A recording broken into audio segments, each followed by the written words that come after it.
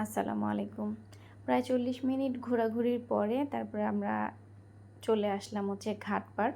এই জায়গাটার নাম হচ্ছে ঘাটপাড়। তো এইখানেই ভিতরে একটা দোকান আছে নাইমের হাঁসের মাংস। তো আমরা সবসময় এখানেই খাওয়া-দাওয়া করি, এজন্য আমরা এখানেই এসেছি। তো এই মহিলার রান্নাটা খুব ভালো। আরও যেহেতু মাটির চুলায় রান্না করে, সেজন্য টেস্টটা একটু অন্যরকমই হয়। তো আসার পরে এখানে দেখছিলাম কি কি আছে। ওনার এখানে চাপটি আছে, চিতই পিঠা আছে, হাঁসের মাংস, গরুর মাংস ভুনা, এগুলো আছে। তো এখানে কিন্তু সারিবদ্ধভাবে অনেকগুলো দোকান আছে, একটা দুইটা না, অনেক অনেক দোকান আছে।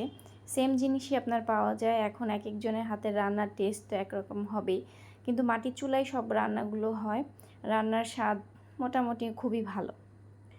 তো আমরা হাঁসের মাংস নিয়েছিলাম, চিতই পিঠা নিয়েছিলাম, আর হচ্ছে চাপটি নিয়েছিলাম। তো হাঁসের মাংসগুলো ছিল প্লেট 250 টাকা করে, 4 থেকে 5 পিস দেওয়া হয়, হাড্ডি মাংস সব মিক্স করে। চাপটি মেবি ছিল 10 টাকা করে, চিতই পিঠাও 10 টাকাই ছিল। তো একই জায়গাতে পাশে বানানো হচ্ছিল রুমালি রুটি। তো আমি আবার দাঁড়িয়ে দেখছিলাম।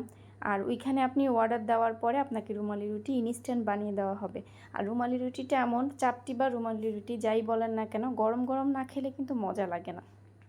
তো আমরা অর্ডার দেওয়ার পরে তখন আমাদের জন্য রুমালি রুটি বানানো হচ্ছিল।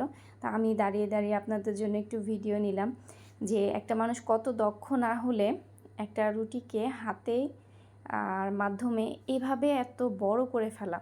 আমরা যারা ঘরে যারা রাঁধুনি আছি বা গৃহিণী আছি, তারা কিন্তু প্রতিদিনই মোটামুটি রান্না করে থাকি বা রুটি বানিয়ে থাকি, কিন্তু আমরা কি পারবো হাতের মধ্যে নিয়ে এভাবে এত ছোট একটা রুটিকে এত বড় করে বানাতে?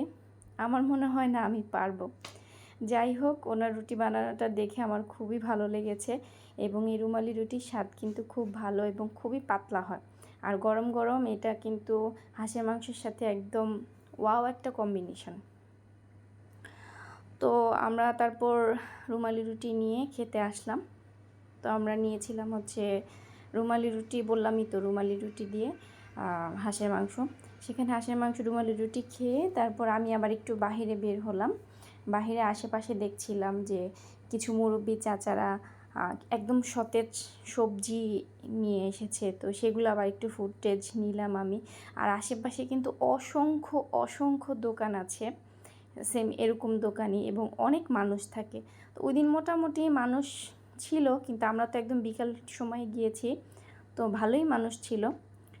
তারপর আমরা খাওয়ার পরে চা নিলাম, সেখানে আবার তান্দুরি চা মেবি বলা হয়, কিন্তু মালাই দেওয়া, মজা ছিল সেই চাটা।